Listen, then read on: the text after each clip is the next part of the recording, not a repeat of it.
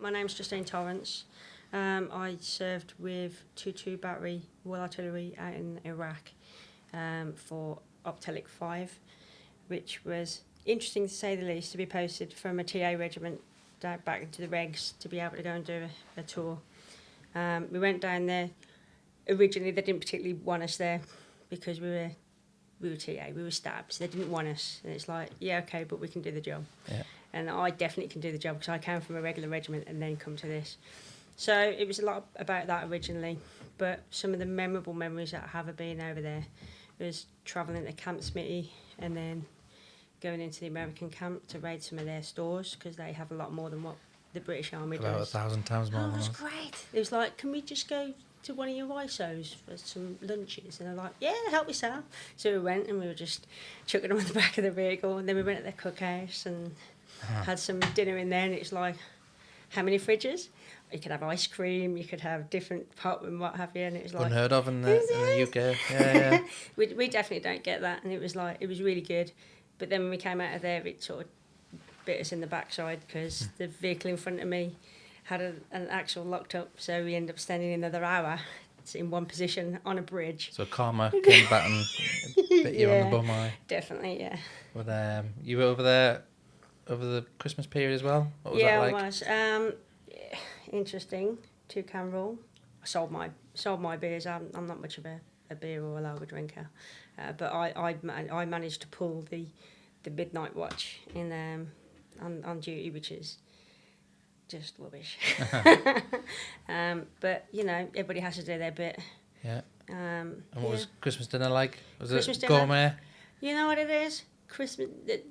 The chefs did really well for what they had out there, but I was mightily disappointed because there was no cranberry sauce. Right. Unfortunately, my family pays the price now because I have to have loads of cranberry sauce on my Christmas dinner.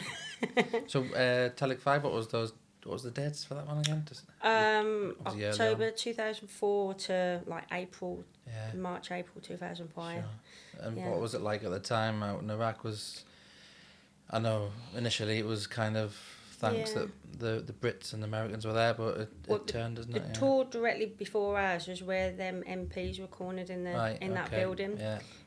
So I remember my mum telling me for a fact that she did not watch any news reports when I was away. Yeah. When I was away, which, you know, Yeah, makes just sense. what it is. Yeah. Yeah. And how did you find it from a danger point of view? It wasn't too bad. I mean, I was an unmanned air vehicle operator, so a lot of what I had to do, I was actually behind a camp gate and sitting in a nice, lovely air-conditioned box body for quite a lot of it.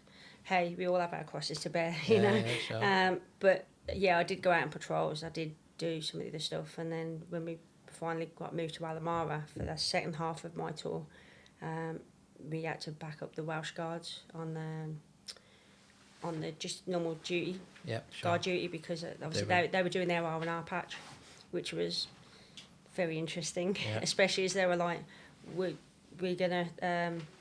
There was two guys talking because Welsh Guards at that time really hadn't worked with women at all, and they were like, "Oh, do we put them on suicide 1 and 2, which was the front gate?" Suicide 1 and 2. Suicide 1 and 2, and it was two great big massive RSJs. You know, the beams that are put on buildings to hold the floors up. They had 2 of these in the ground. Oh, do you reckon they'll be able to lift them? So I went up and I spoke to them and says, look, do I wear the same uniform as you? And they were like, yeah. I says, well, treat me exactly the same as everybody else, and thank you very much. Yeah, so I got put on suicide 1 and 2.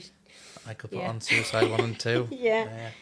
And obviously the theme of this campaign, we're talking about Tommy Atkins and the original Tommy from World War One, and the spirit and the ethos that the original character brought forward. How did you find the camaraderie in Iraq?